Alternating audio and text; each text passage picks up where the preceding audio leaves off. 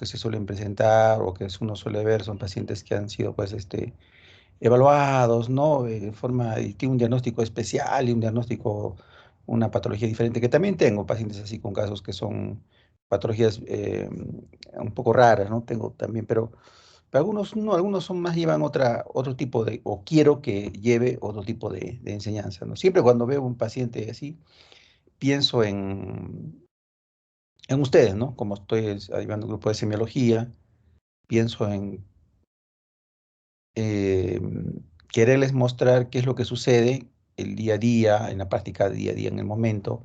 Esto, por ejemplo, ha pasado hace 10 días, ¿no? No es que sea una cosa ya de hace tiempo, como les digo, ¿no? Todos voy viendo un casito que me llama la atención, que lo reviso, y recopilo la información y trato de presentarlo para ustedes, básicamente, ¿no? O sea, el trabajo que hago básicamente es, en fin, ustedes, pero les voy a decir una cosa, yo he tratado para hacer aún más real las cosas, he sacado información exacta de las atenciones del paciente. O sea, las atenciones que ustedes van a ver son las atenciones tal cual. O sea, no he hecho ninguna modificación a las atenciones y así están y así van a quedar en el sistema de gestión de historias clínicas que tenemos en el Seguro Social.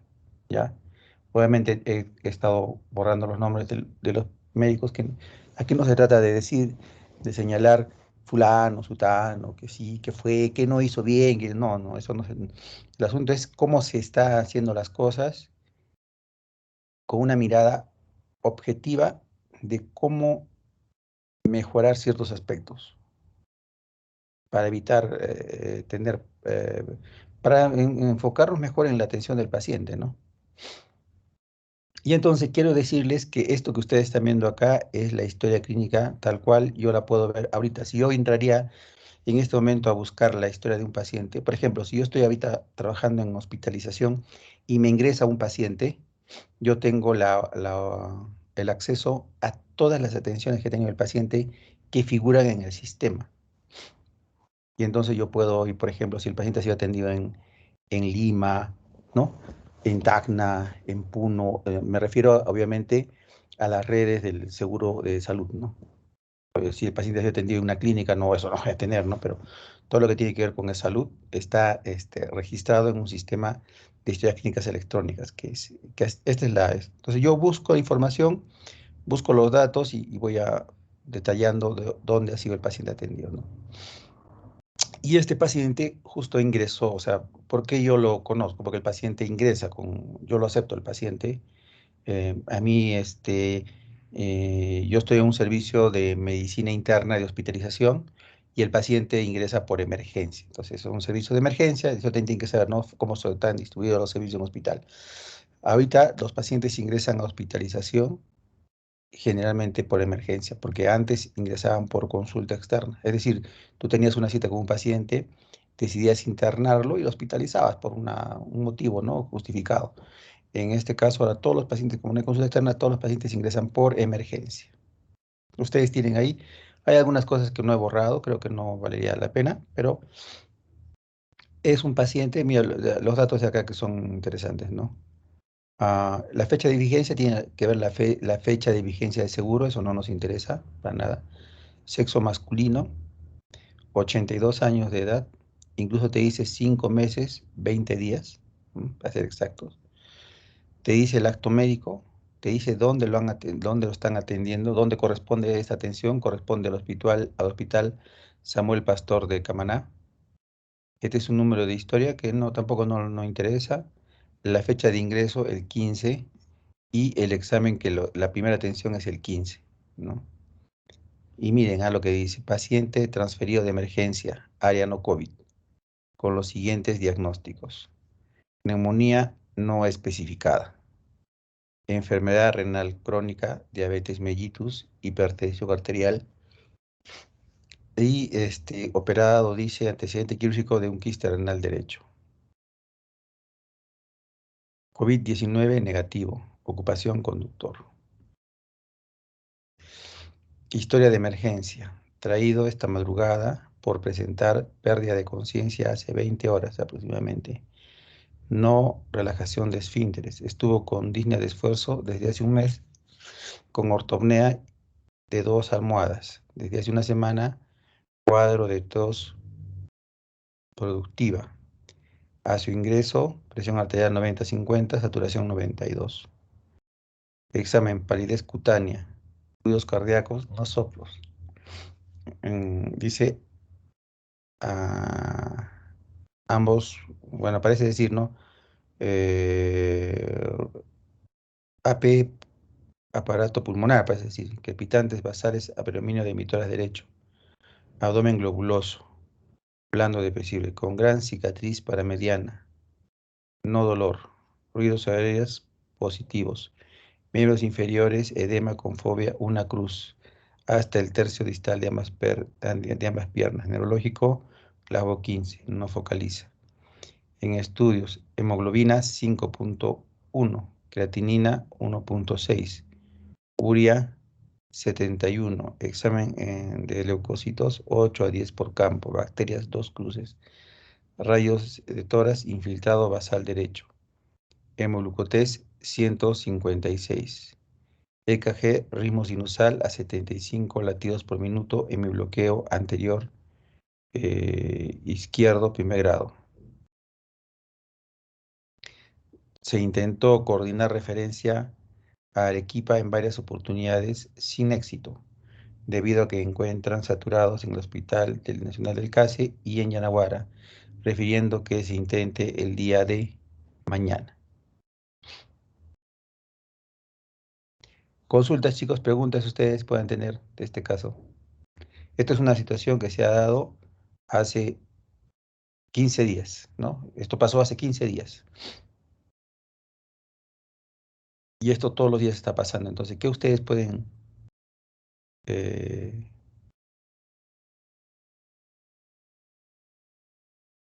qué ustedes pueden observar o le llevar la atención?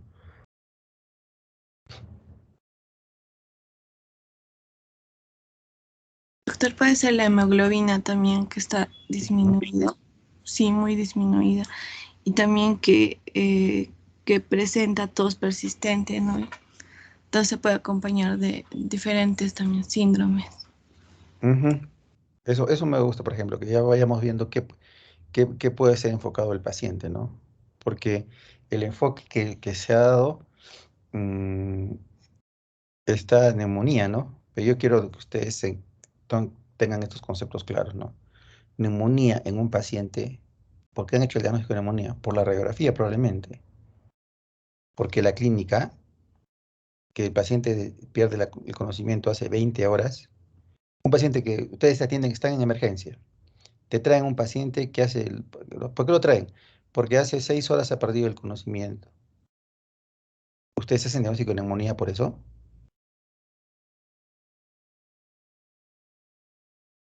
No, ¿no es cierto? No va. Esto es una cosa que ustedes quiero resaltarles, ¿no? El diagnóstico de neumonía es uno de los diagnósticos más manoseados que hay. Hay dos diagnósticos muy manoseados, neumonía e infección urinaria.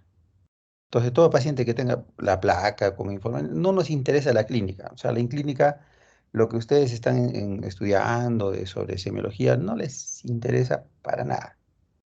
Lo que interesa es una radiografía. Eso es lo que estamos llegando a hacer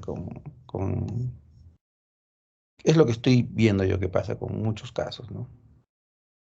Sigamos, cuando ustedes quieran algún dato o esto, por favor me dicen, para, para que esto sea un poco más interesante. Dice, mira, sigue la evolución. Actualmente refiere leves agitaciones. ¿Qué les parece eso de leves agitaciones? Puede ser un Que error. Sí, dime, por favor. puede ser un curso agudo en todo caso, o sea que ya, por ejemplo, en caso de hormonas, como que eso se viene situando poco a poco hasta que el paciente llega, por ejemplo, por emergencia, ¿no? Ujú. ¿Quién más? A ver, tu compañero. Perdón, no veo ¿Quién más iba a intervenir, por favor?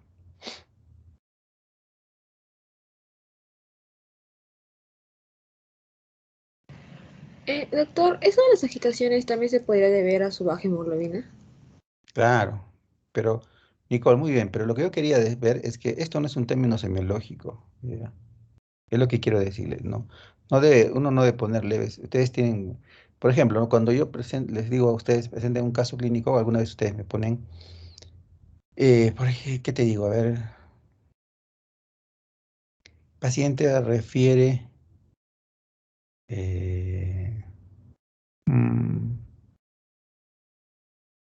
que se rasca puede que se rasca la cabeza.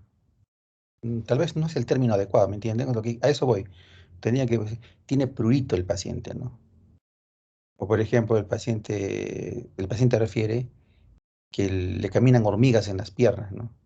El paciente tiene sensación de que le caminan hormigas. Síntomas principales, le caminan hormigas. No, el síntoma es parestesia. O sea, ustedes traducen lo que quiere decir. El paciente tenía que decir a qué paciente refiere leve, tal vez quiere decir disnea, me supongo, ¿no? O disnea leve. Pero leves agitaciones no es un término semiológico. No lo reconozco como un término que utilizamos en medicina, pero sí tiene razón su compañera, se debe probablemente a la anemia que tiene 5 de hemoglobina el paciente. ¿Sí? Al examen físico, dice Lotep, satura 93, con apoyo ventilatorio 4 litros por minuto, está con oxígeno, fíjense. ¿Ah? Frecuencia cardíaca 77, presión arterial 130, 56, hemoglucotés 98, plan se hospitaliza, se sugiere referencia a hospital de mayor capacidad resolutiva. Y acá pone los códigos. Todos los diagnósticos que uno hace tienen una codificación CIE-10. Neumonía, insuficiencia respiratoria, enfermedad renal crónica, hipertensión esencial, diabetes mellitus no insulino dependiente.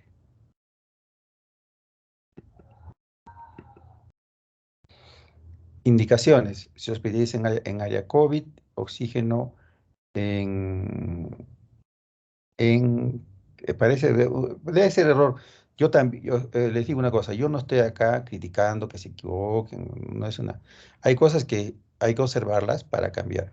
Cuando yo vean de repente mi historia, cuando les parte de mí, tengo un montón de errores porque cuando digitamos, ¿qué pasa? Miren, los teclados que en el hospital están muy mal, ¿ya? O sea, cómo se usa alcohol para limpiarlos y a veces se pegan las teclas y uno digita y no digita lo que debe ser, y a veces también nos equivocamos, pues, ¿no? Entonces parece decir acá oxígeno cánula nasal, ¿no? Cánula nasal parece decir, ¿no? Pues G nasal. Debe ser un error de digitación. Lo que no es un error, es decir, refiere leves agitaciones. Eso no es un término aceptado, ¿ya? Le ponen una vía, le ponen ceftriaxona, le ponen ciprofloxacino. Y acá tengo que comentarles yo varias cosas que no, que para mí como médico internista llama la atención, ¿no? En primer lugar, el manejo de una neumonía, si fuera una neumonía adquirida en la comunidad, no es con ceftriaxona más ciprofloxacino. Está mal este esquema, no es recomendado. Segundo, la dosis de ciprofloxacino supuestamente le han bajado, porque la dosis es 400 cada 12. Entonces, como ha tenido la creatinina un poquito elevada, le han bajado. Puede ser. Puede ser, podría aceptar eso, pero no es el medicamento de elección, ¿no? El medicamento de elección podría ser una ceftriaxona más un macrólido, acitromicina, como tratamiento de elección. O podría ser las nuevas quinolonas, levofloxacino, por ejemplo, pero no esto. Después, otra cosa que llama la atención. Todo paciente que se ingresa a hospitalizar tiene que recibir profilaxis contra la trombosis venosa profunda. Se hace una escala que se llama Padua y la escala de Padua considera el peso del paciente, si no se mueve, obviamente con oxígeno no se va a mover el paciente, si tiene insuficiencia respiratoria, si tiene neoplasia que no tiene el paciente. Es decir, pero claramente el paciente tiene criterios para profilaxis de trombosis venosa que no se le ha puesto. Tercer punto, cuando tienes un paciente con insuficiencia renal, como en el caso del paciente, la metformina no se indica cuando la depuración está menos de 30. Entonces hay que sacarle la depuración. Así como le quitas le bajas la ciprofloxacino, la metformina no es un medicamento para los pacientes renales, sobre todo si consideras que es renal crónico, ¿no? Si es agudo, como es agudo se va a resolver, probablemente puedes requerir, pero por lo pronto, con esa creatinina que tenía, yo no le daría este medicamento, ¿no? Y, eh, y yo no le daría tampoco aspirina a este paciente, salvo que sea muy necesario, porque en el contexto de un paciente con anemia yo podría pensar que tiene un sangrado digestivo, podría pensarlo y no le daría aspirina, ¿no? Son cosas lógicas, son cosas con sentido común, ¿no? Más que nada. Pero eso es una observación al tratamiento indicado del paciente, ¿ya? Eso es algo que... En Camaná, el paciente, lo que han visto ustedes es en emergencia. Ahora en Camaná, perdón, en hospitalización de Camaná. Dice paciente con los siguientes, creo que repite todo, según veo, ha copiado y ha pegado, según veo. No critico, a veces también nosotros hacemos eso, cuando el diagnóstico está, tú estás de acuerdo con todo lo que ha puesto el médico, puedes copiar y pegar los diagnósticos, algo tienes que cambiar de todas maneras, y ¿no? No es que no se debiera copiar todo, pero si los diagnósticos estás de acuerdo, está bien, lo ha copiado y lo ha pegado, ¿no?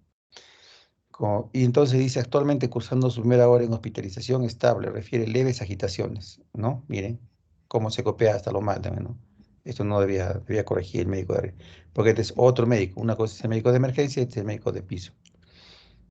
Y el examen creo que es lo mismo, ¿no? Está viendo que es lo mismo, ¿no? No ha habido. Y plan, se sugiere insistir con la referencia a hospital de mayor capacidad resolutiva. Y el tratamiento, ¿no? El mismo tratamiento que ha recibido el paciente, igual.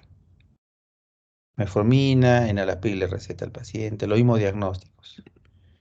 Esto es, el paciente llega el día 16, primera atención, acá ustedes fíjense, primera atención, Hospital Yanaguara, y el paciente llega ustedes pueden ver acá la hora, a las 18:27, el paciente llega a Yanaguara, ¿no? Lo transfieren a Yanaguara, con los problemas que ustedes han podido entender que tiene el paciente.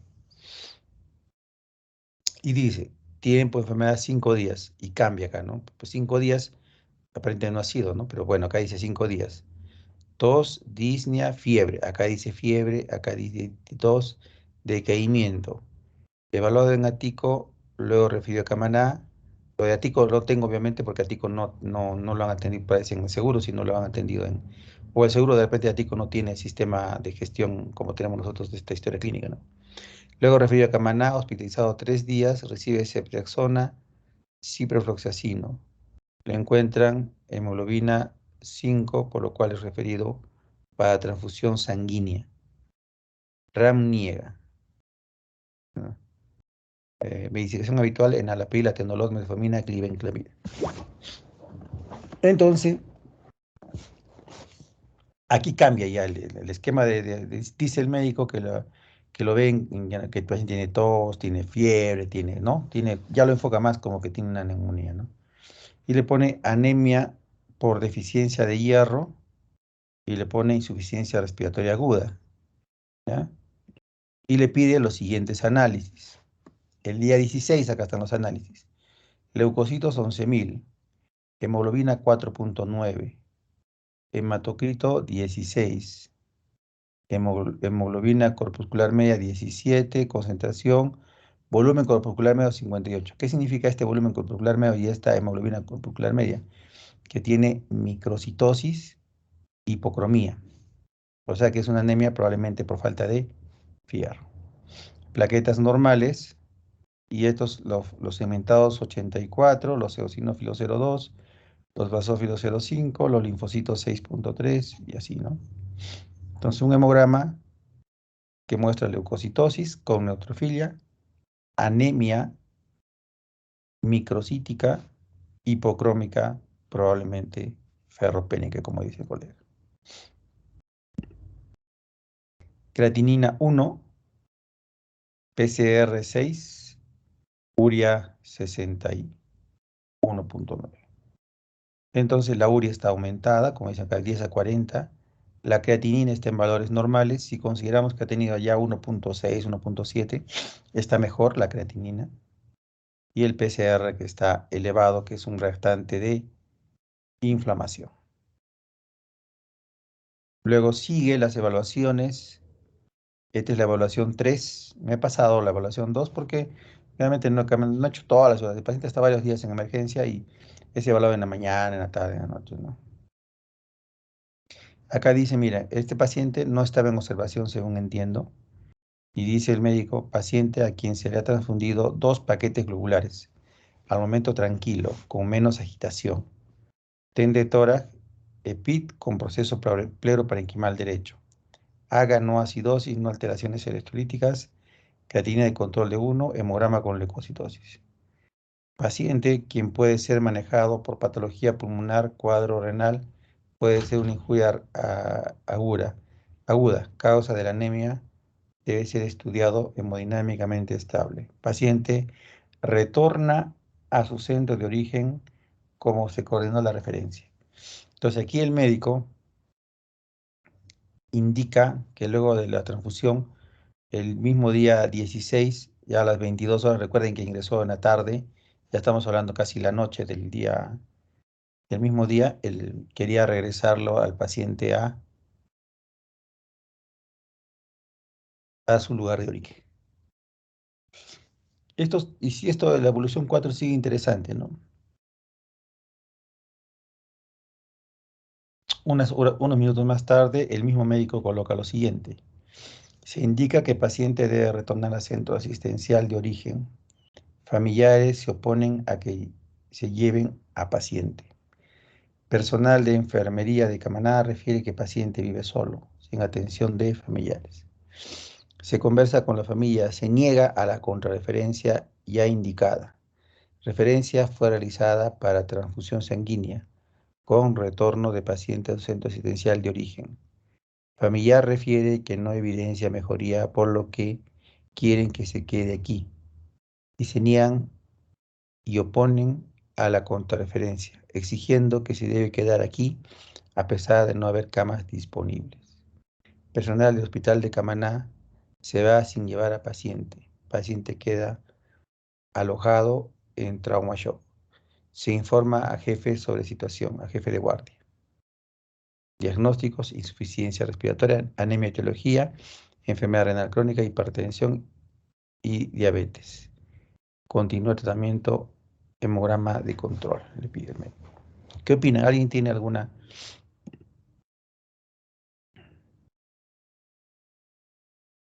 ¿Qué les parece este hecho que se registra en historia clínica?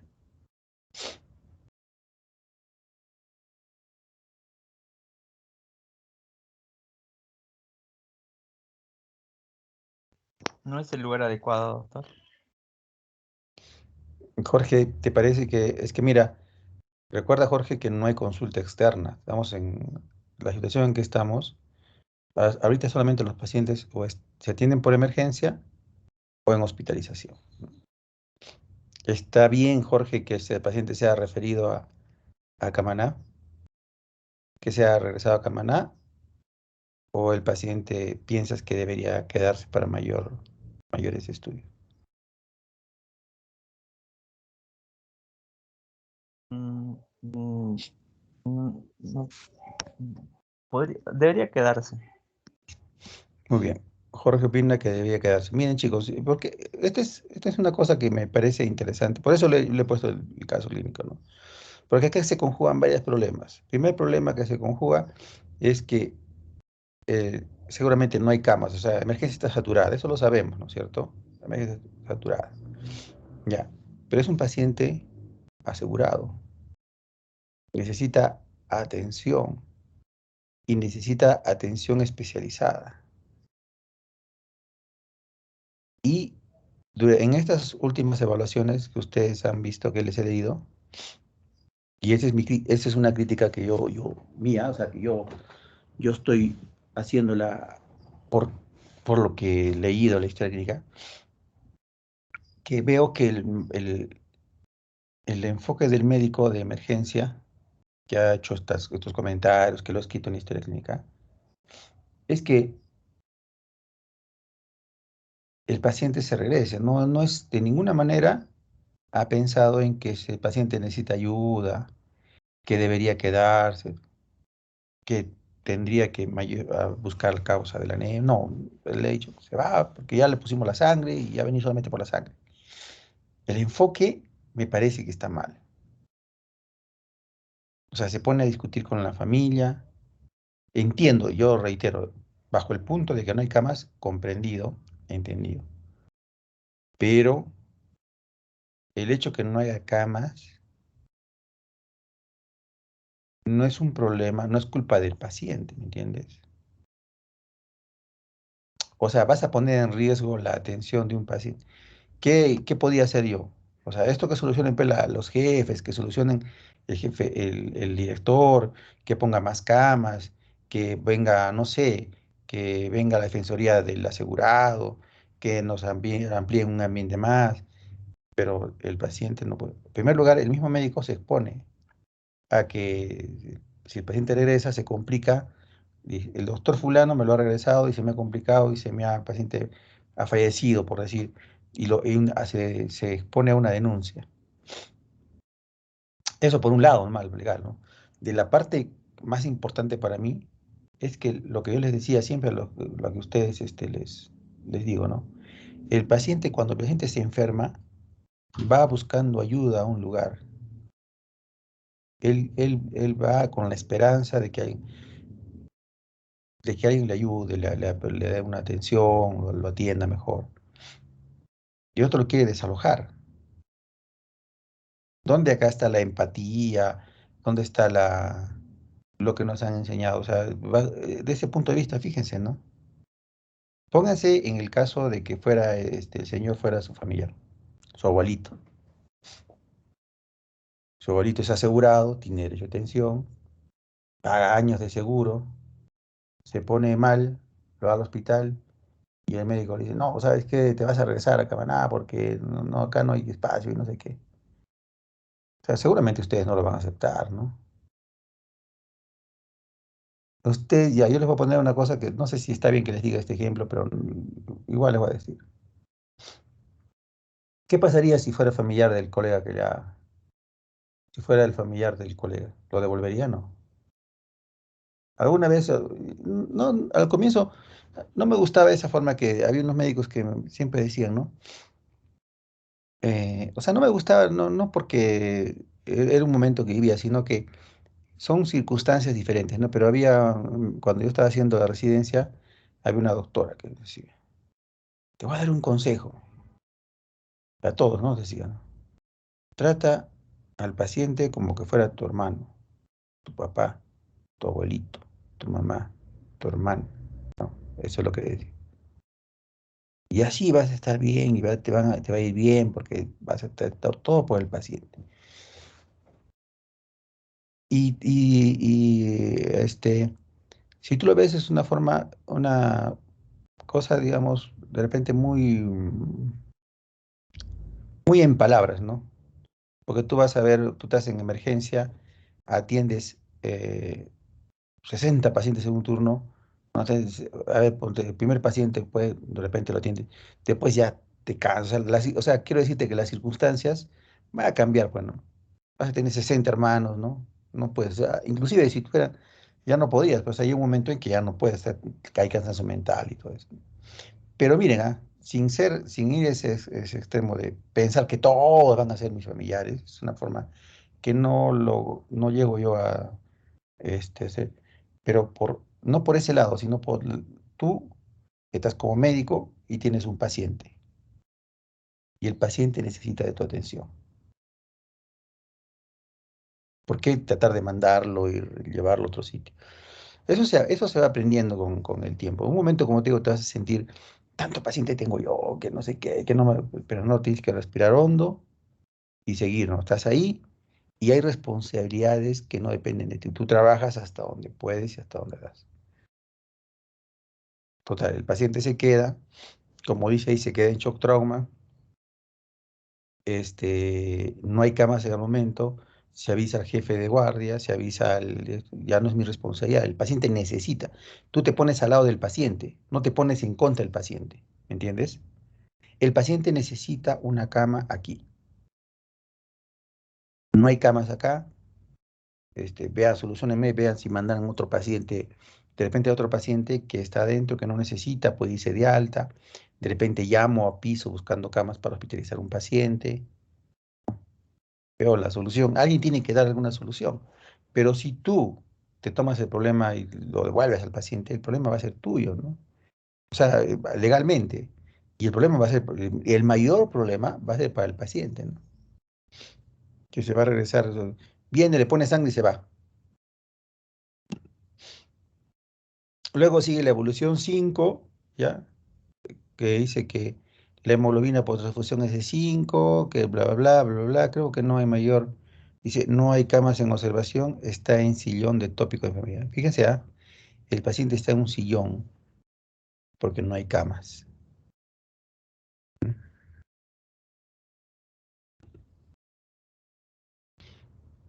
La siguiente evaluación el día 17, paciente momento no refiere molestias, es febril, continúa indicación. Ese problema de no hay camas, que tenga sillón, eso tendrían que venir, debe haber, yo pienso así, ¿no? El director del hospital, claro que a veces es fácil hablar desde otro lado, entiendo también, pero tengo derecho a hablar, tengo derecho a opinar. El director del hospital debe pasar una mañana a ver cuántas camas necesito, acá cuántos están en el sillón, o en la noche, ¿no? Avísenme cuántos pacientes hay en sillón, tanto, ya. Busco una manera, de haber algún sistema en que en Arequipa debe haber camas. Quiero decirte lo siguiente, como en un momento dijeron, ¿no? No interesa sea del MINSA, sea de la clínica, pero hay camas vacías. Tu paciente pasa a una cama, ¿no? Y hay tercerizar, no sé ver la seguro, pero el asegurado no tiene por qué estar en un sillón. No puede ser tan maltratado. No puede, no debiera estar, pasar la noche ahí en un sillón, ¿no? Y que ver la manera. Busco un ambiente más, busco más camas, pido, o por último, no puedo solucionar el problema y paso esto al gerente, ¿no? Mira lo que pasa acá, ya no, todos los días está pasando esto, llamo al gerente. O sea, el gerente y el director están descansando plácidamente en su cama cuando el paciente enfermo, con oxígeno, con anemia, pasa la noche sentado en un sillón.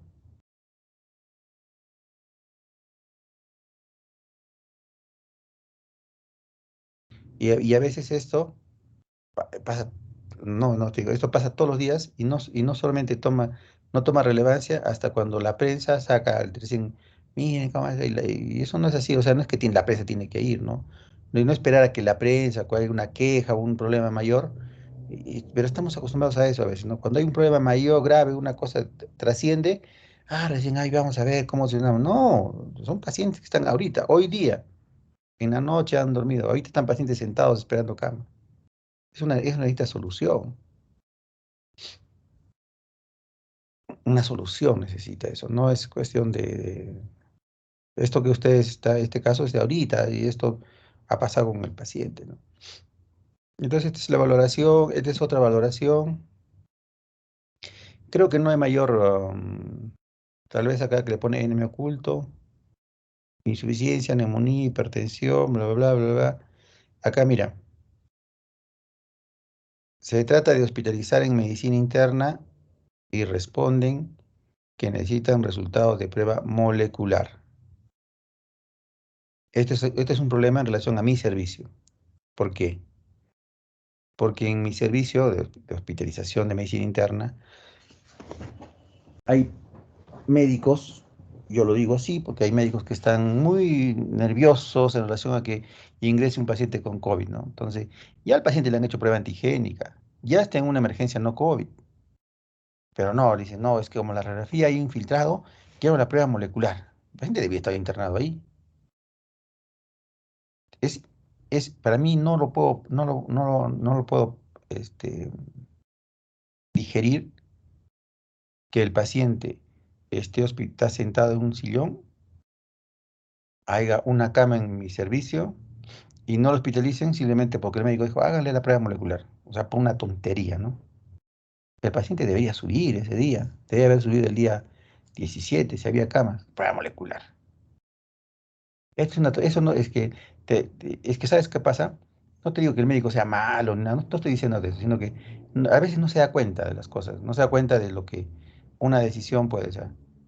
Te reitero, ¿no? A ver que este médico, tu papá, tu abuelito está, o tu papá está en emergencia sentado en una cama, ¿se va a quedar un día más o lo sube? No sube al toque. Entonces no puedes. Sin llegar a ese extremo de que te digo que consideremos a los familiares, a los pacientes con familiares, pero es una cosa un ejercicio que para esto lo estoy aplicando. Puede ser que esté mal, ¿ah? No digo que sea, ¿no? Porque hay diversas objeciones a esta filosofía, llamémosles, ¿no? Pero cabe para mí decirlos al momento, ¿no? ¿Creen ustedes que si afuera alguien va a decir, no, háganle no, suba al paciente, un momento. Entonces esas cosas no deben pasar, ¿no? Paciente que la prueba molecular, le hacen, miren, el paciente tiene 10.000 leucocitos, la hemoglobina subió a 6 el día 17, ¿ya? Este es el estudio de tórax, donde dice, sugieren síndrome pleuroparenquimal en relación a probable neumonía bacteriana. No se descarta neumonía intersticial tipo COVID-19 con infección sobreregada. ¿Cuál es el asunto? Lo que les decía.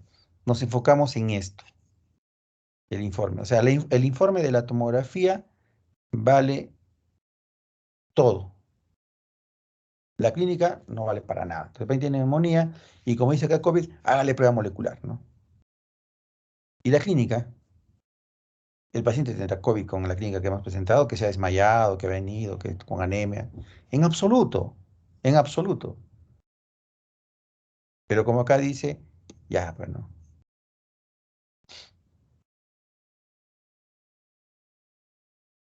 sigue estando en emergencia el paciente.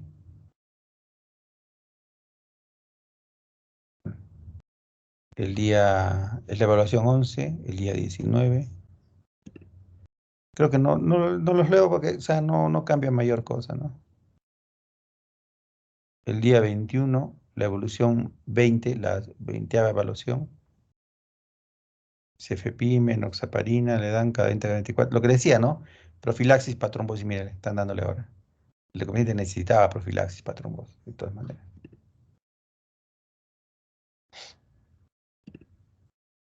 El 23, hemoglobina 7.9.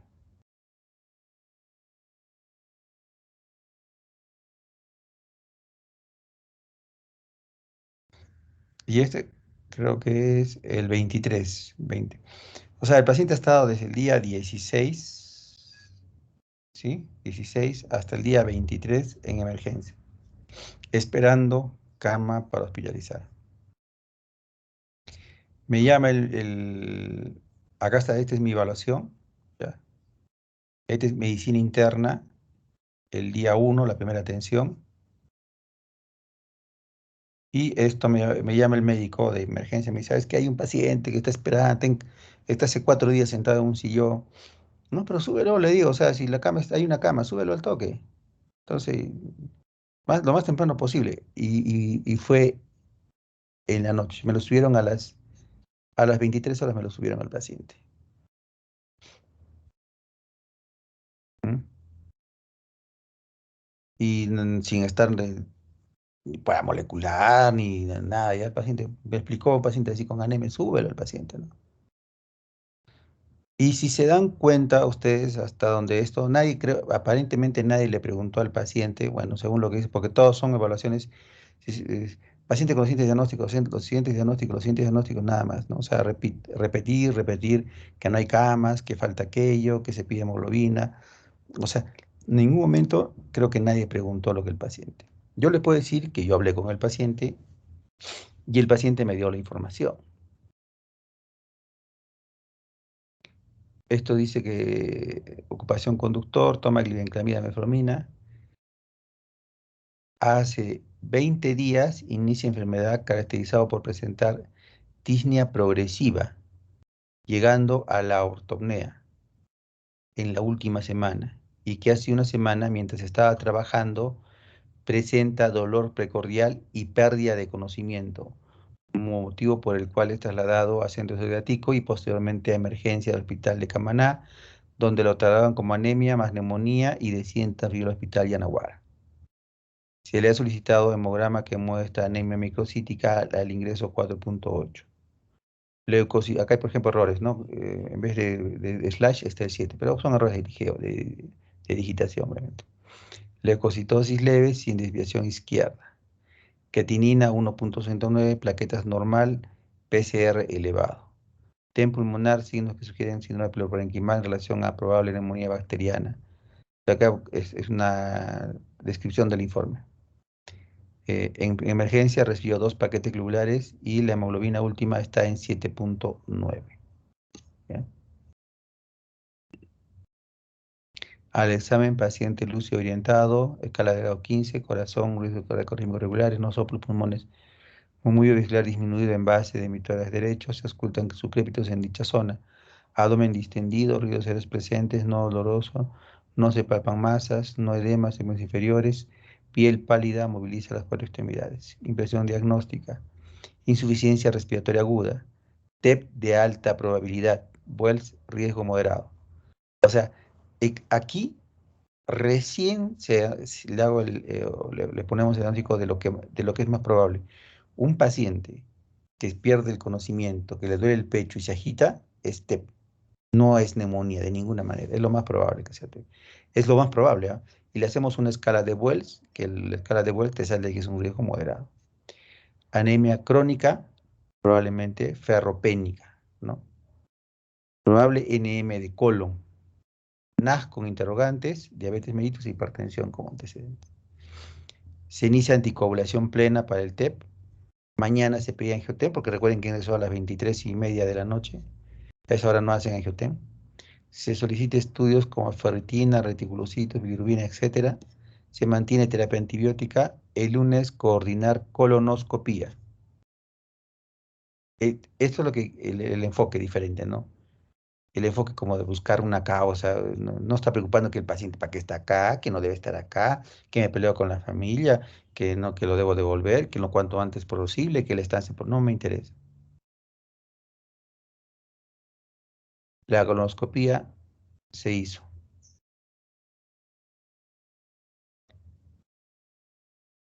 Y encuentran un tumor en el ciego,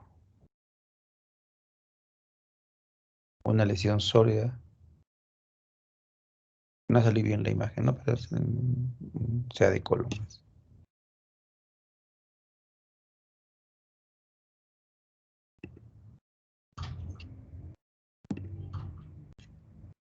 El paciente está ahorita esperando la biopsia, sigue hospitalizado, está esperando la biopsia del tumor del ciego que le han encontrado. ¿Qué van a hacer con eso? Lo va a mandar al oncólogo, al cirujano oncólogo, y el cirujano oncólogo lo tiene que operar. ¿Sí? Eso es, yo creo, la forma en que uno tiene que estar no peleándose porque se vaya, porque esto. Claro, que pueden decir ustedes, pero ya está en medicina, tienes una cama. Claro, es cierto, pero igual, ¿no? Igual. Entonces, ¿cuál es la conclusión del paciente? ¿Qué es lo que ha tenido realmente? El paciente ha tenido, o sea, hace no sé cuánto tiempo, meses, un tumor en el ciego.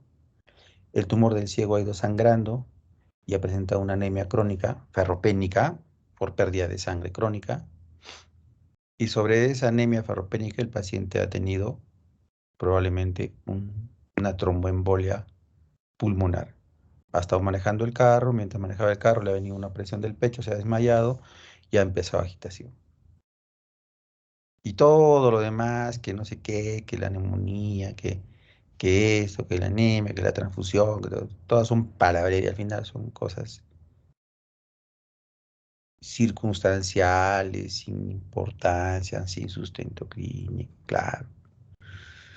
¿Qué piensan, chicos?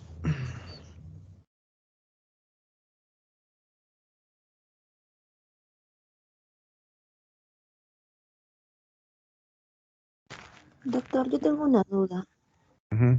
Bueno, respecto a lo que usted nos dijo, ¿usted cómo llegó, o sea, a hacerle una colonendoscopía? Crono- ¿Cómo más o menos usted llegó a esa conclusión, a esa referencia? O sea, se supone que todo lo que mostraba antes, así como usted dice, llevaba al supuesto caso de una neumonía.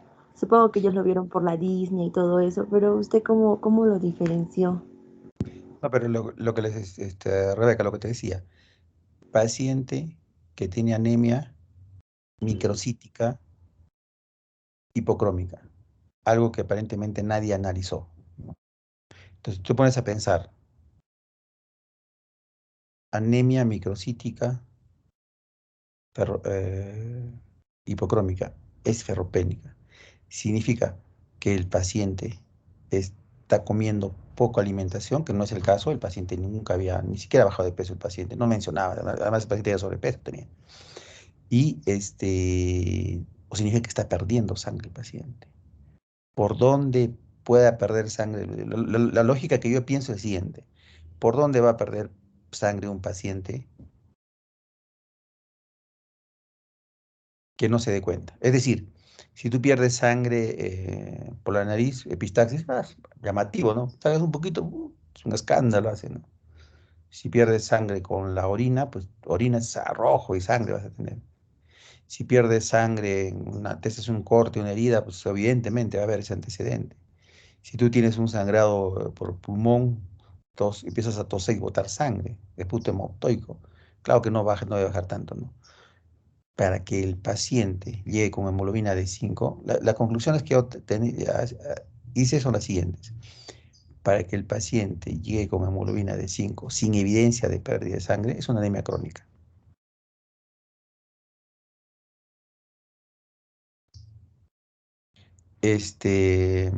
No puede haber una enfermedad aguda, o sea, si un paciente va con hemoglobina de 5 y piensa que es agudo, tiene que estar chocado, porque fíjate, ¿cuánto hemoglobina tendría el paciente? 14, digamos 14. Para llegar a 5 ha perdido 9 gramos. 9 gramos son como 3 litros de sangre o más. Son pacientes que tiene que haber un sangrado masivo, ¿no? La única explicación que había un sangrado crónico, ¿no? Por eso mi conclusión es anemia crónica. Anemia crónica en un paciente con tanta baja hemoglobina, la única explicación para mí es que ha sido por vía digestiva. Digestiva. Y considerando que es un paciente que nunca le han hecho ningún estudio ni nada por el estilo, era una gran posibilidad el CA de colon que tenía el paciente. O sea, si ustedes analizan el caso en ese contexto que les digo, es lo más probable. La otra cosa que también le pedí, si no se han dado cuenta, y no le puse como diagnóstico, pero le pedí análisis, que sea una anemia hemolítica. Cuando tengan un paciente que tenga una anemia y no se expliquen de dónde ha perdido sangre, probablemente está haciendo hemólisis. Entonces le pedí bilirrubinas para ver. Anemia hemolítica, bilirrubinas indirectas elevadas. Estoy pidiendo. Reticulocitos elevados. Le he pedido. Ahí en el plan dice, ¿no? Acá la parte que les enseño nuevamente. Ay, ¿dónde está? Acá. Ferritina, reticulocitos, bilirrubina, frotis de sangre periférica, también le pedí. En el frotis, en una anemia hemolítica, hay esquistocitos. Mm. Y en una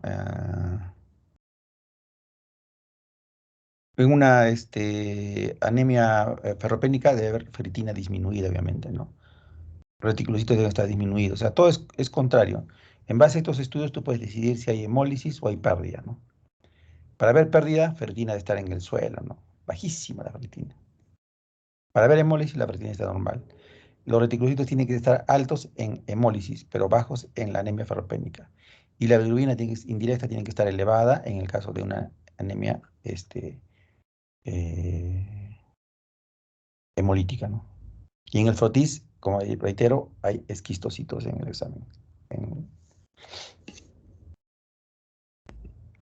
Pero más importante aún para mí es el enfoque del TEP. ¿Puede ser un TEP? Seguro que sí. ¿Por qué? Porque he tenido dolor precordial que nadie describió, porque he tenido disnea que nadie describió y porque tienen CA de colon. Y el CA de colon es un factor para producir TEP.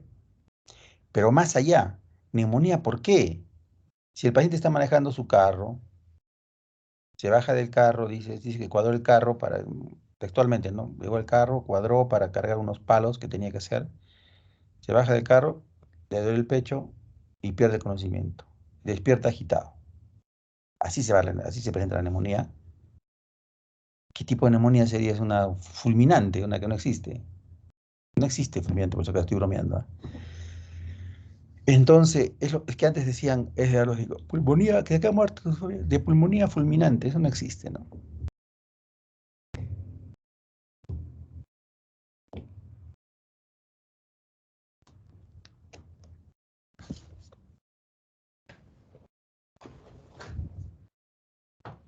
¿Algún, alguna pregunta más, alguna duda? Doctor, si hubiera sido una anemia hemolítica, el diagnóstico cómo hubiera, o sea, a qué hubiera apuntado? Ya, claro, ya es otro mundo, ¿no? Cuando tú encuentras, si yo encuentro anemia hemolítica, eh, el enfoque ya, por ejemplo, ejemplos de anemia hemolítica, ¿no? Anemia hemolítica autoinmune. Tratamiento, corticoides. No creo por la edad del paciente que tenga eso. Pues es más frecuente en mujeres y en más jóvenes. Anemia hemolítica, microangiopática, por ejemplo, púrpura trombótica trombocitopénica, es una enfermedad diferente. Anemia hemolítica por,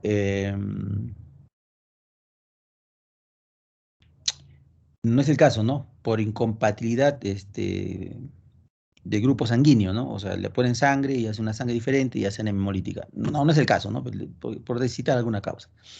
Anemia hemolítica por toxinas, ¿no? Por ejemplo, ustedes saben que hay una araña, yo he visto esas mordeduras de arañas de Loxosceles laeta, el loxocelismo se llama, que el paciente la hemoglobina se va hasta el suelo, se va hasta 4 de hemoglobina en forma aguda, empieza a destruirse los glóbulos por la toxina de la araña. Anemia hemolítica en la enfermedad de Wilson, que es una enfermedad por acúmulo de cobre.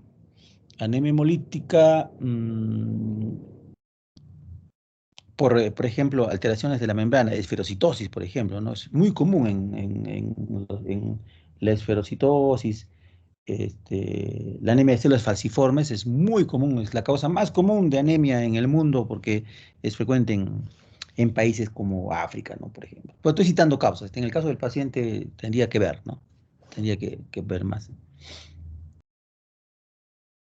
Pero ese es si es anemia hemolítica, tienes que buscar la causa, ¿no? Tienes que entrar al mundo de las anemias hemolíticas.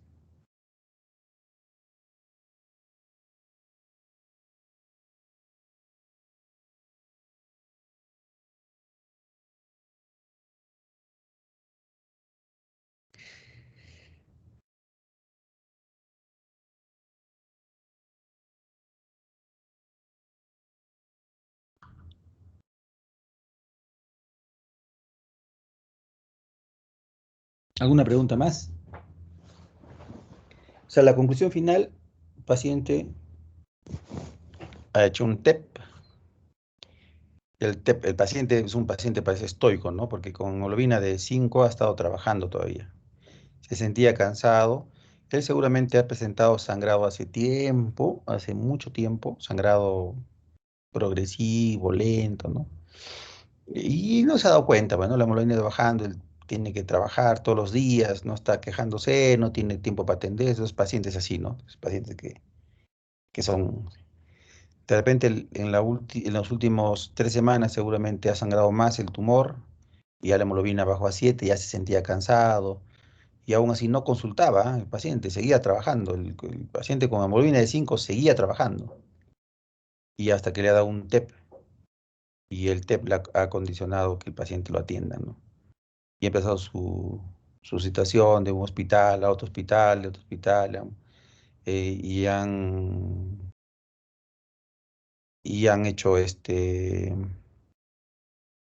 lo han compensado con la sangre que tenía que recibir, eh, y ahora el paciente está esperando la biopsia. Si es que no llegaba ya la biopsia, de repente hoy día llega, hasta donde yo he hecho turnos no había, con la biopsia. El señor es un paciente independiente, como ustedes deben sacar cuenta. O sea, aquí nadie puede decir, 82 años, no, no, el paciente es paciente totalmente recuperable. Es un señor corpulento, alto, ¿no? Un poco, algo con algo de más bien de obesidad, ¿no? Lúcido, orientado. Es un paciente porque a veces tú puedes decir, pero no, un paciente 92 años, con Alzheimer, postrado, ya, el paciente es, yo mismo digo, no, y no es tanto, reitero siempre, ¿no? O sea, no es que uno quiera discriminar a alguien, sino que no se benefician, pues ya, o sea, ¿para qué lo operas? O si lo operas para que esté echado postrado en la cama con escaras, no tiene mayor sentido. El paciente no. En este caso, este paciente que les presento, este paciente lo operan. Si todo sale bien, como espero que salga bien, el paciente se va a ir a seguir trabajando, les aseguro. ¿No? Lo ves al paciente, no te parece que es un paciente que va a estar pensando en, ¿no? ¿No? Y seguramente hay familiares que dependen de él. Así pasa, tú puedes decir, pero ¿cómo? Si tiene, no, así pasa en varias familias, ¿cómo no va a pasar eso? El señor se ha acostumbrado a trabajar toda la vida y de repente tiene nietos y todo eso que dependen de él. Así que espero que ya les avisaré de repente cuando me toque trabajar. Otra vez regresar a ver cómo fue, si ya lo mandaron al hospital nacional, porque tiene que irse al nacional donde está el cirujano oncólogo para que lo pueda operar.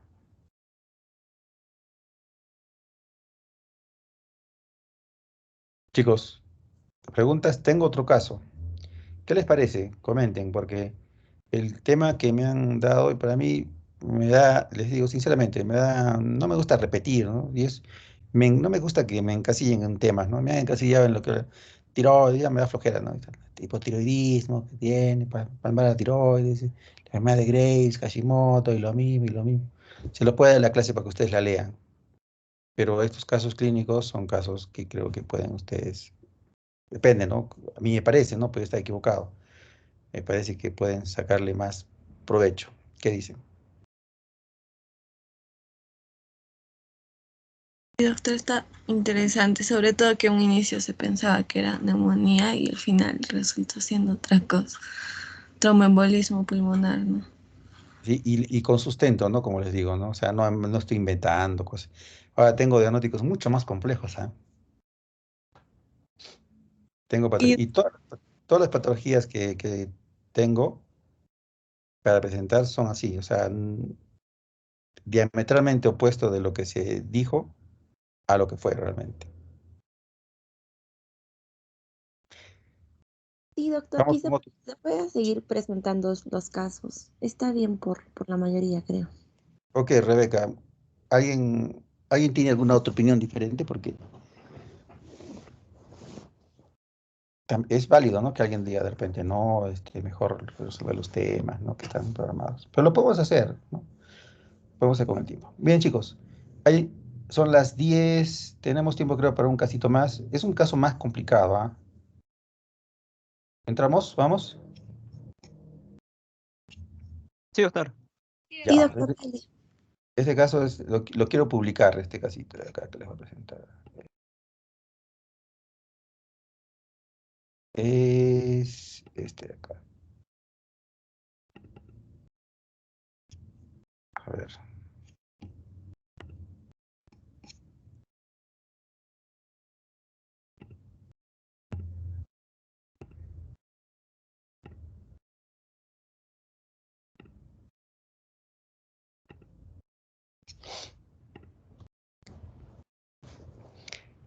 «27 años, mujer, natural de Cocachacra, procedente de Arequipa.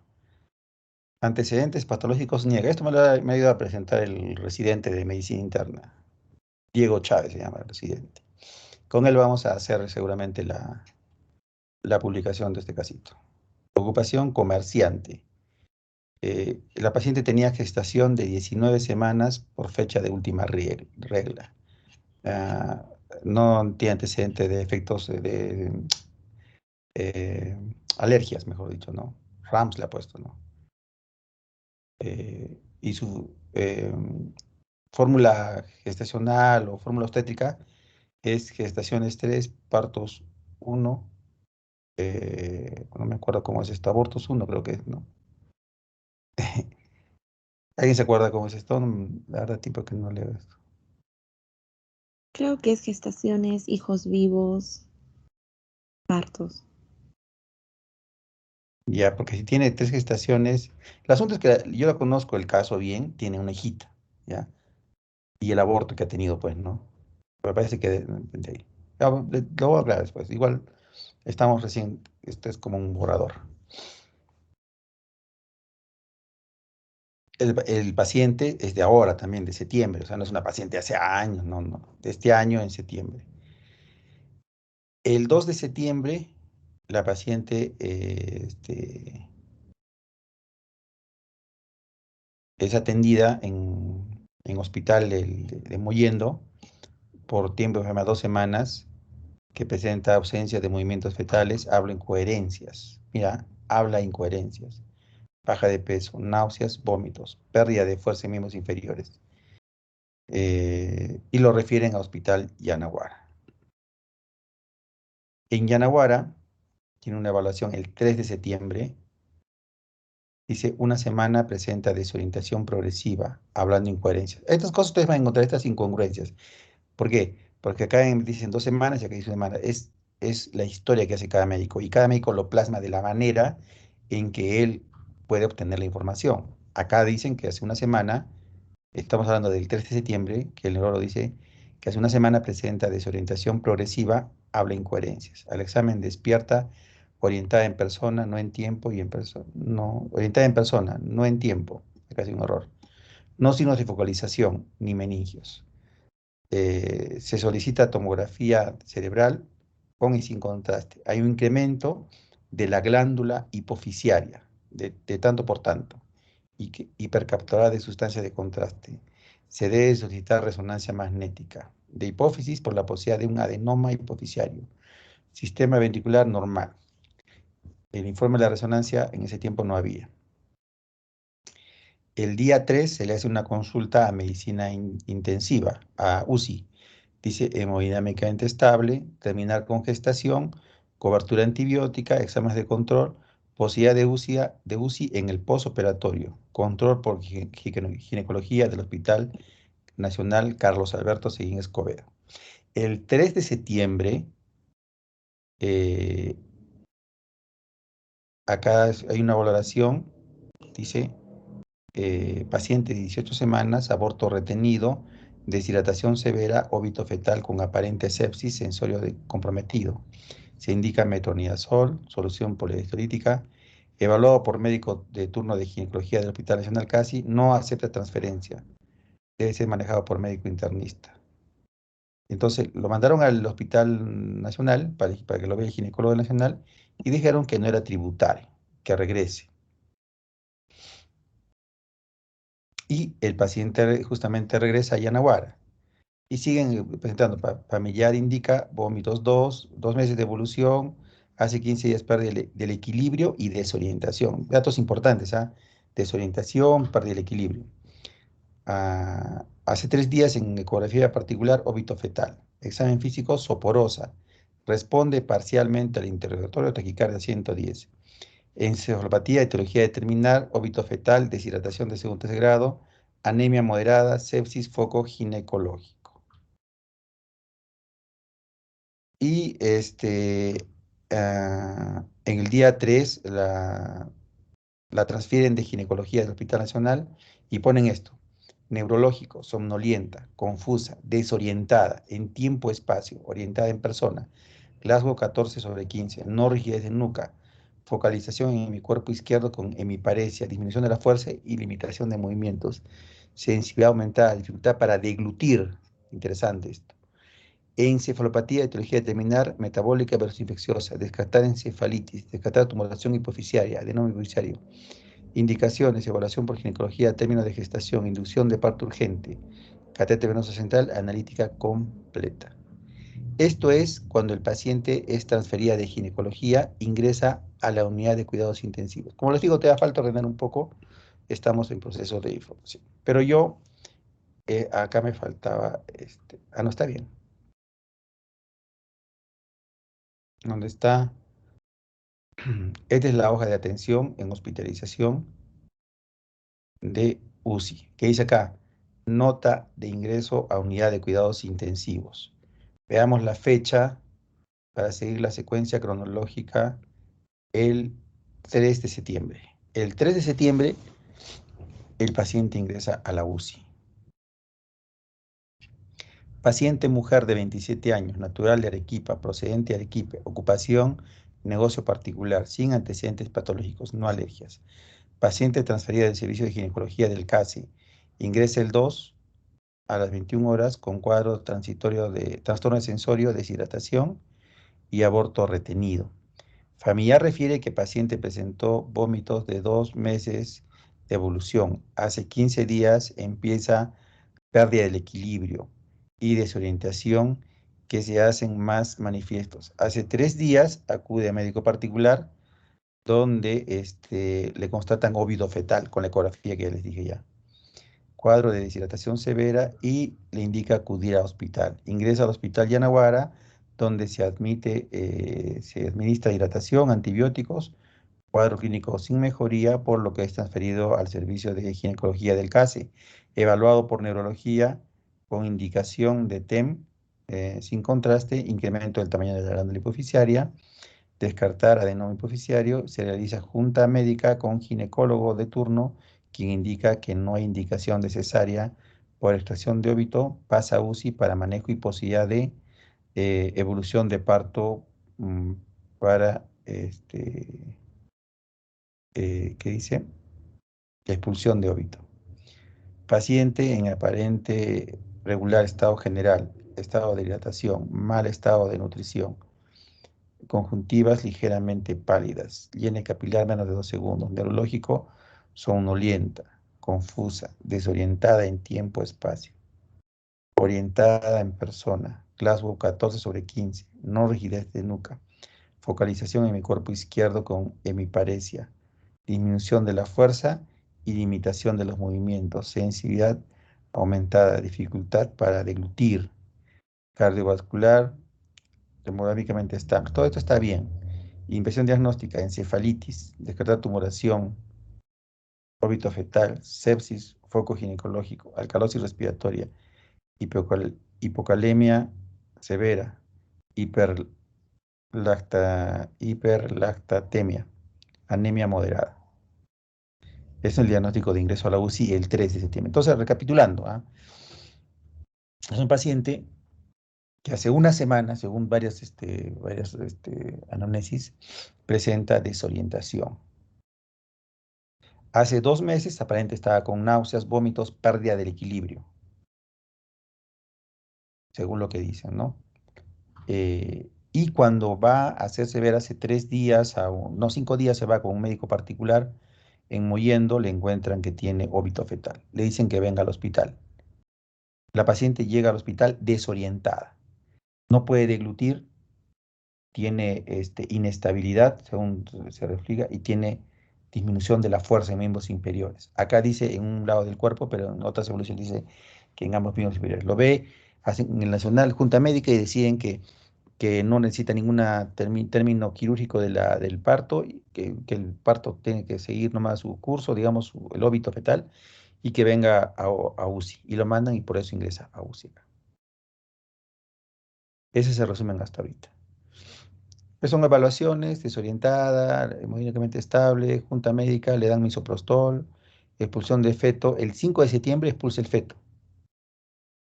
Utilizan útero contraído, utilizan masaje uterino, le hacen legrado uterino. Son los análisis del 6 de septiembre, ¿no? pH, lactato, nada significativo realmente, nada significativo. El día 6 de septiembre realizan punción lumbar, las proteínas están normales, leucocitos escasos, negativo de bacterias, cultivo negativo para gérmenes comunes, glucosa normal. Encuentran 10 leucocitos por campo, 20% mononucleares y 80% mononucleares. Ese es el líquido cefalorraquídeo. El 6 de septiembre, al examen físico no obedece, habla con palabras simples, bradipsiquia, bradilalia, dislalia, pupilas isocóricas, moviliza espontáneamente miembros superiores. No apoyo de aminas, perdón, o sea, no tiene medicamentos para la presión. Diuresis aparentemente un poquito aumentada, urea normal, creatinina normal, leucocitos ligeramente o poco aumentados los leucocitos. El 7 de septiembre lo ve neurología, excitación psicomotriz, pupilas de 3 milímetros hiporreactivas, quejumbrosa, no colabora, no obedece órdenes, no rigidez de nuca, recibió aloperidol, evalúan el líquido cefalorraquídeo, indican que puede ser una infección viral y le dan aciclovir, ¿no? Y posibilidad de punción lumbar en 2 a 3 días, posibilidad de electroencefalograma y le piden perfil tiroideo, ANA y ANCA. El ANA sale negativo, el ANCA sale negativo, el asma negativo, complemento normal. El 8 de septiembre, hemograma 11.000 leucocitos, hemoglobina 9, plaquetas 354.000, glucosa en 130, que está bien, o sea, acá no hay mayor cosa que llame la atención. La AGA está bien, condiciones de alta de ginecobstetricia, dice, ¿no? El 8 de septiembre, interconsulta de medicina interna. El 8 de septiembre, el paciente querían sacarlo de la UCI y llaman al médico internista para que sea referido al hospital de Zamácula, ¿no? El médico lo evalúa y dice completar estudios para encefalitis, PCR para herpes y enfermedades autoinmunes, perfil TORCH, VIH, BK, solicitar resonancia magnética cerebral, decía turca, tenga abdominopélvica, evaluación por endocrinología y neurología. Es la opinión del médico internista. Es la consulta.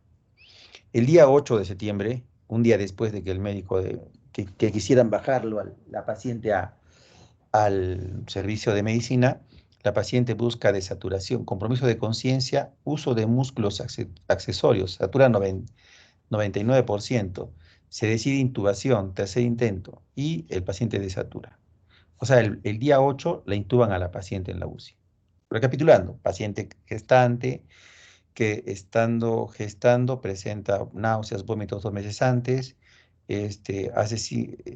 más o menos en los últimos días del mes de agosto, consulta médico porque presenta desorientación, ¿no? Lo ven y le encuentran óbito fetal, la mandan al nacional, el nacional la evalúa, le dice que regrese a UCI, que no necesita ninguna intervención por el momento. En UCI la ven más o menos estable, le encuentran que tiene compromiso de conciencia claramente, le encuentran disartria, le encuentran disfagia, disartria, disfagia, debilidad en miembros inferiores, predominio de miembros inferiores, y le hacen una punción lumbar, y en la punción lumbar sale ligeramente elevada en los leucocitos, 10 por campo, y la mayoría de ellos son mononucleares, y deciden que es una encefalitis viral y le dan aciclovir. Y esto te hablo del 4, pasado 3 días, llaman al médico internista para que sea referido al hospital de Zamácula. El médico sugiere que le hagan otros estudios, pero del 8 de septiembre el paciente es intubado porque presenta compromiso de conciencia y uso de músculos accesorios. Yo he buscado la información acá. Efectivamente, el 8 de septiembre dice bruscamente mayor compromiso de conciencia. Y dice tal cual, uso de músculos accesorios, aunque mantiene saturación. Se decide intubar la paciente. Paciente con sedación, fentanilo. Al suspender sedación, el paciente abre los ojos espontáneamente, no obedece órdenes, muerde el tubo, no dice acá muerte el tubo, sino muerde el tubo orotraqueal. Se indica rocuronio, se decide realizar traqueostomía. Pero no les hacen traqueostomía, sino que lo siguen evaluando, hace un momento taquicardia, el cardiólogo lo ve, le receta beta bloqueantes, no hay nada significativo. El 11, el paciente ya está extubado ya, y está mejor, otra vez, 11 de septiembre. ¿Ah?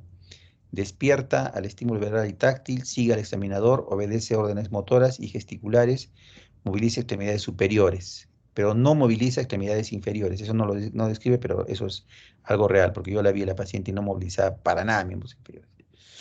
No le pueden realizar PL. Análisis del día 13.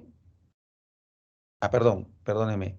Esto el paciente el día 11 todavía estaba intubada. Intubada, le quisieron hacer esto. El día 13 la extuban. El día 14, no, perdón, le intentan extubar, pero no la extuban. El 14 sigue con tubo endotraqueal todavía. Ya están, le empiezan a dar quetiapina. El día 14, disartia, mirada errática, lo escriben. El día 16, con el diagnóstico de encefalitis, adenoma hipoficiario, anemia moderada, posoperada del grado uterino. Acá miren, neurológico, sin pseudoanalgesia, somnolienta, confusa, responde con palabras incomprensibles. Gallagher 13, no rigidez de nuca, no focalización, cuadriparesia. La paciente estaba cuadriparética para el día 16. Cardiovascular hemodinámicamente estable, sin apoyo de aminas, presión arterial 150, con apoyo de oxígeno, FIO 240, saturación 96. Aquí alguien tiene que hacer alguna observación. ¿Alguien quiere decir algo? El paciente.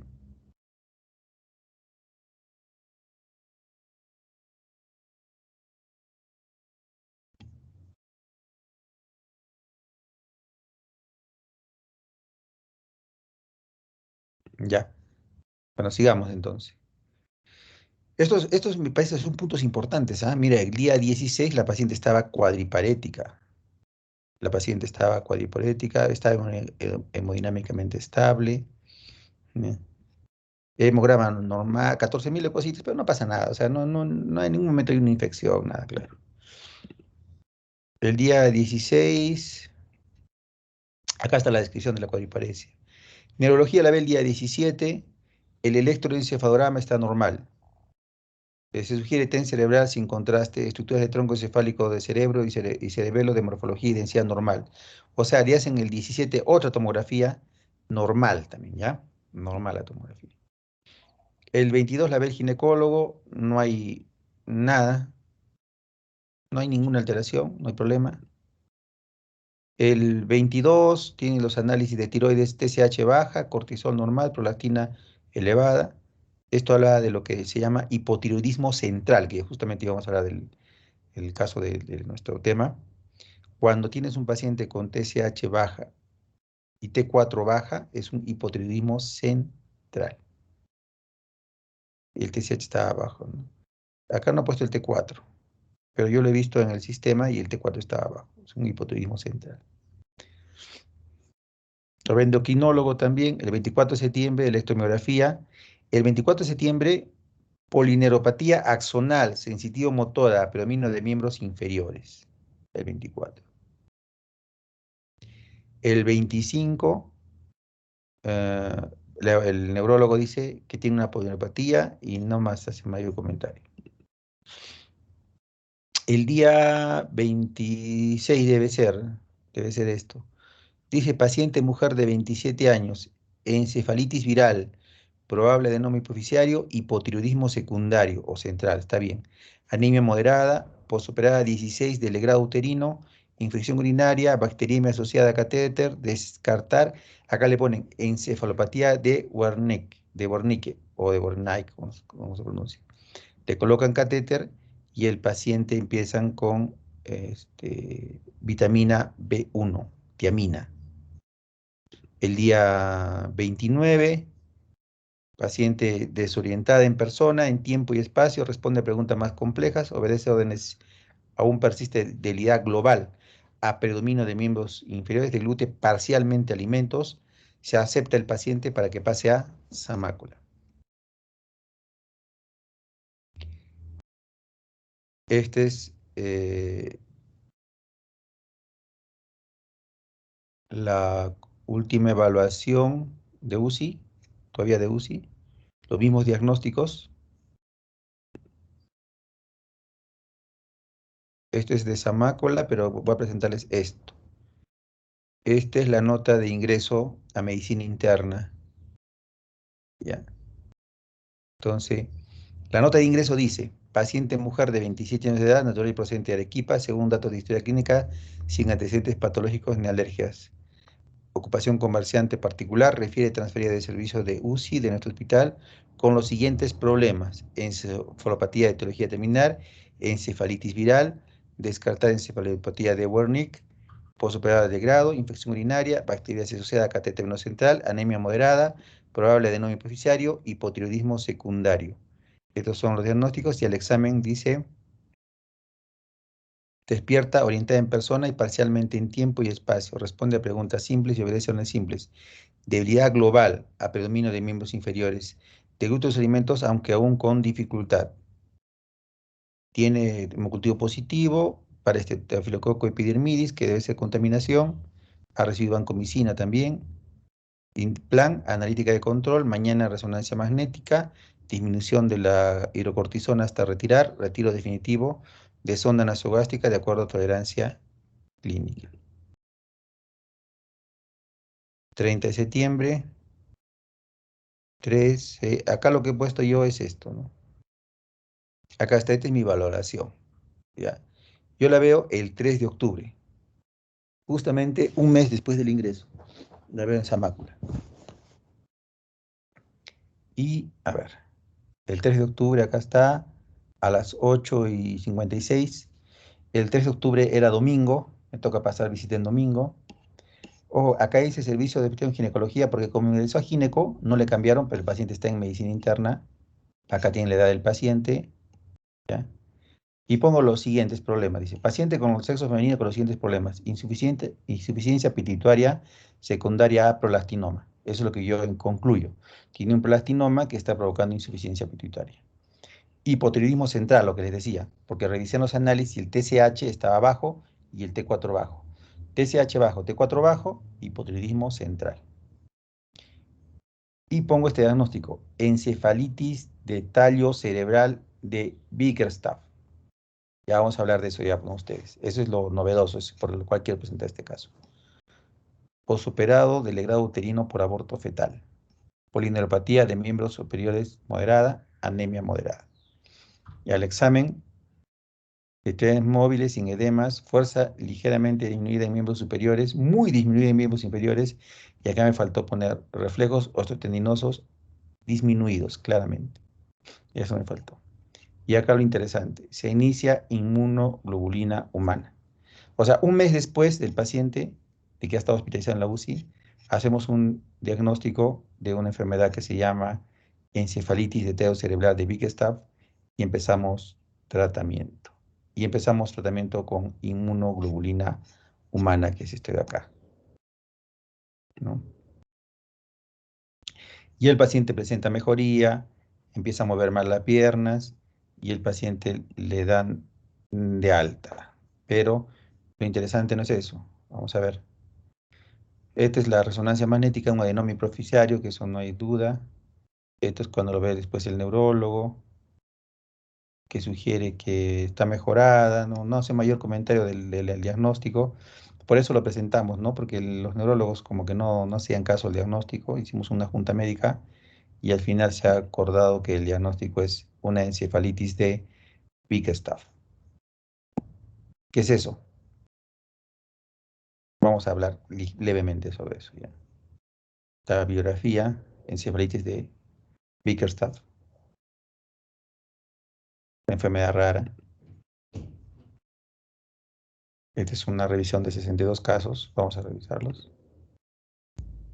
Guillain-Barré. Esta es la revisión de 2021 del Lancet de Guillain-Barré. Está bien bonita. La encefalitis de tronco encefálico de Bickerstaff es un trastorno del espectro del síndrome de Guillain-Barré. O sea, es una variante del síndrome de Guillain-Barré.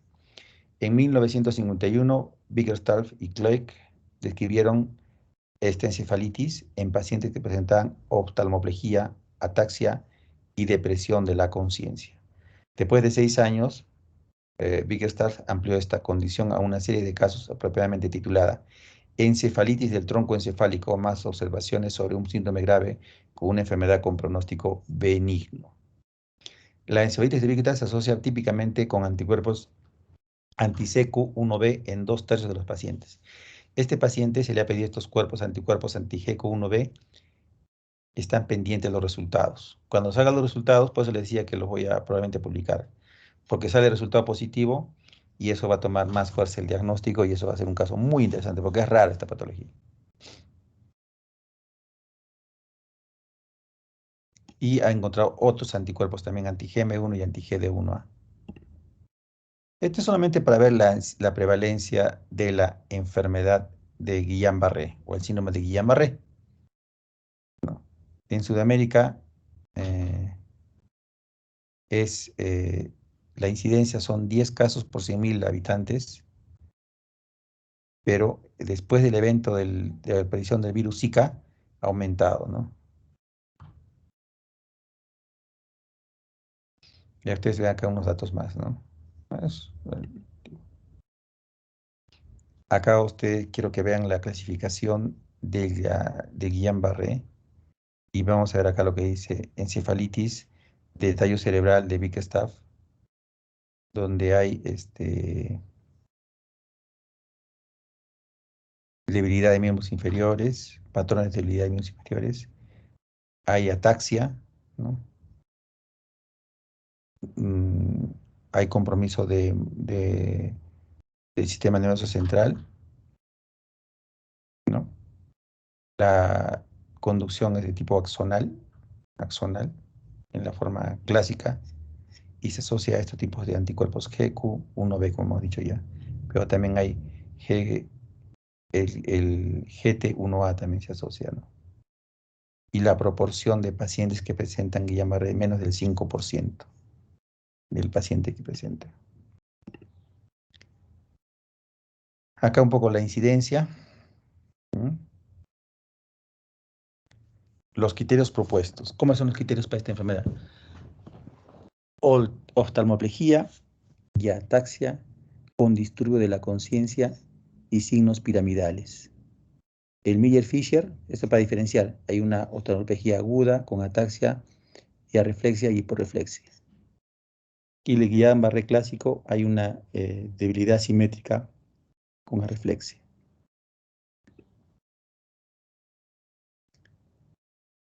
Es una condición rara que se debe sospechar en pacientes que presentan ataxia, oftalmoplegia, que involucra el sistema nervioso central, que puede tomar forma de un compromiso de conciencia, de signos piramidales y afecta, toma la forma de una forma pseudobulbar, se llama. El Miller-Fisher, ¿por qué habla de Miller-Fisher? Porque el Miller-Fisher, estas son variantes, ¿no? Y comparten el Bickerstaff y el Miller-Fisher, comparten varias cosas. Lo que se sabe es que en el Miller-Fisher el paciente también tiene oftalmoplegia, igual que acá, ¿no? Pero en este caso hay compromiso de conciencia, porque se lesiona el sistema reticular ascendente. Estas son la presentación clínica de los pacientes con Bickerstaff. ¿Cuáles son los síntomas que han tenido, ¿no? Acá van a ver ustedes, acá. Esta es la revisión más grande de Bickerstaff que ha habido, 62 casos. Los pacientes pueden presentar sin debilidad de miembros inferiores o con debilidad de miembros inferiores. En el caso del paciente sería con debilidad, ¿no es cierto? De los 62 casos de Bickerstaff, 37 de ellos fueron con debilidad y 25 sin debilidad. El sexo, ¿no? fue 20 varones y 17 mujeres en este caso, en este grupo, digamos, que no interesa. La edad de presentación fue 37 años, pero la edad puede desde los 13 hasta los 80 años. Hubo antecedente de infección de la vía respiratoria en 29% de los casos, diarrea en el 4% y otros en el 4%. Nuestro paciente, preguntándolo bien, ha tenido un cuadro de diarrea previo al cuadro de presentado. Los síntomas iniciales, el paciente tenía diplopia, eso no se ha escrito en ninguna parte, lamentablemente en ninguna parte, porque el paciente tenía alteración de la conciencia. Pero después, cuando se le ha preguntado, ahora último, cuando el paciente ya está más despierto, está luz, pero está mejor la paciente ahora, nos dice que miraba doble el paciente. Había ¿qué? Disestesia, alteración de la conciencia, disartria, claramente tenía disartria, debilidad de miembros inferiores, blefaroptosis, fotofobia, no tenía estas cosas. Había disturbios de la conciencia, ¿no? En 16 casos había disturbio. Había incluso pacientes que llegaron al coma, 14 de ellos presentaron coma. Hay nistagmus, debilidad facial, parálisis vulvar. Había alteración del reflejo tendinoso que no se ha escrito tampoco, que eso es un error. Tenemos que arreglar esta historia para presentar, ¿no? Pero esta es una pacientita que ha terminado siendo una encefalitis de Bickerstaff. Lo que quiero que ustedes, de repente para ustedes es raro esta patología o no han escuchado nunca, seguramente tienen todo el derecho, digamos, de no saber eso. Pero qué cosas a mí me llaman la atención, ¿no? Como ustedes han podido ver en la historia, ¿no?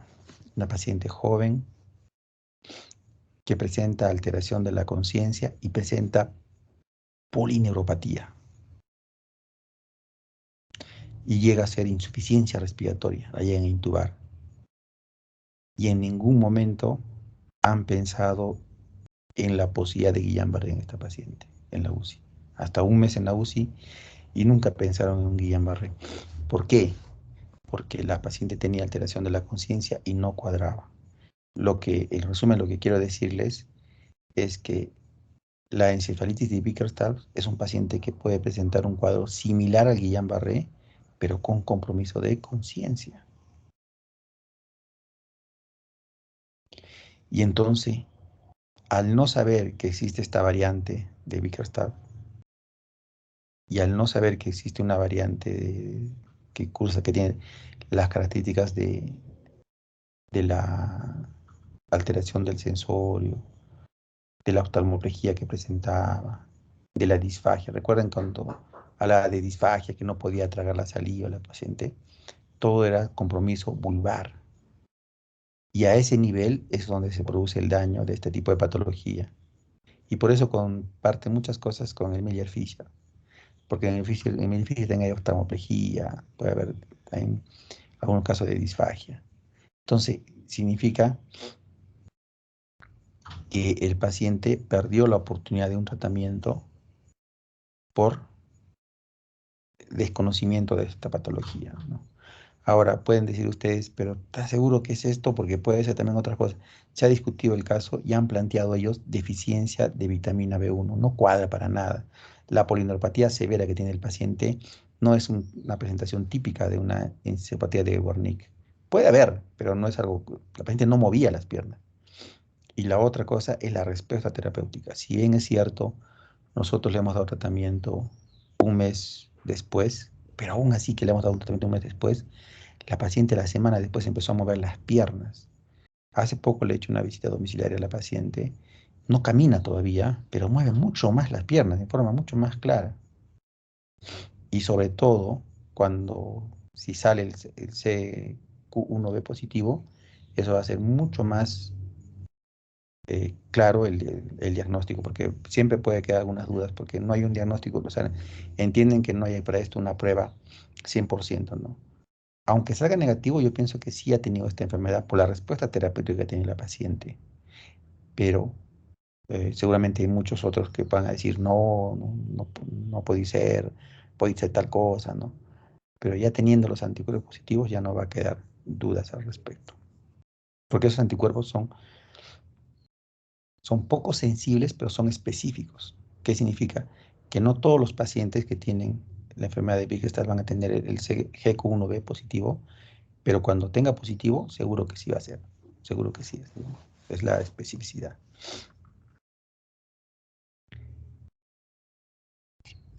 Entonces, eso es lo que, este es el otro casito que testé de hace un par de meses este paciente. ¿A una pregunta? ¿Un comentario? Esto es muy complejo. Doctor, y del adenoma hipoficiario, ese sí Esa se... es una cosa adicional que tiene el paciente. De ninguna manera, el adenoma hipoficiario ha causado los síntomas. No ha causado, o sea, un adenoma hipoficiario no causa trastorno de conciencia, no causa polineuropatía, no causa el síndrome de afectación de la disfagia, de la disartria, de la oftalmoplegia. No tiene nada que ver eso. Sí ha podido causar un poco de repente un poco de cansancio, fatiga, ¿no? Porque la paciente se ha demostrado que tenía hipotiroidismo de tipo central.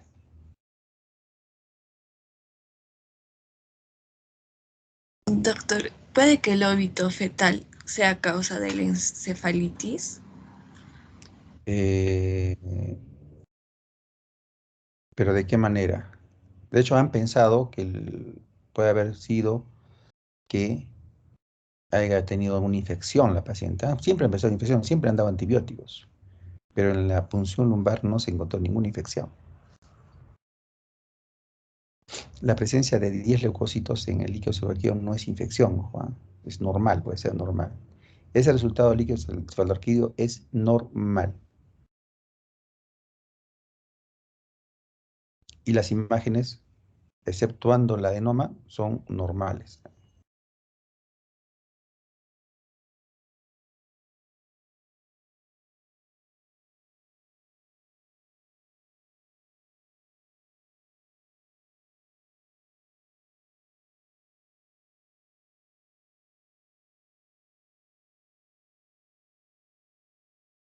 Chicos, ¿algo más? Si lo pongo de forma resumida, digamos, o simple, es un paciente que ha hecho un Guillain-Barré con una variante que ha afectado el sistema reticular ascendente y ha provocado encefalopatía. ¿Mm? Eso es lo que ha pasado con el paciente. El aborto que ha cursado no ha tenido nada que ver, o tal vez, ¿no? De repente ha desencadenado esta enfermedad.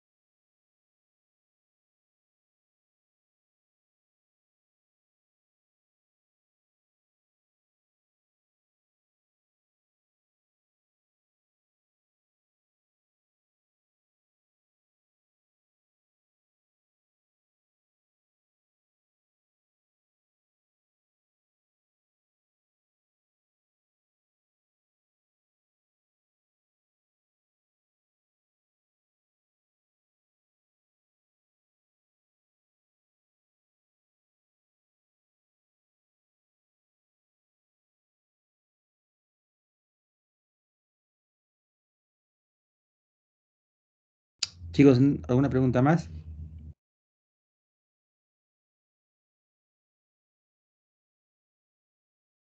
Mañana les voy a presentar un caso clínico ya de un paciente ya más enfocado a la parte endocrinológica.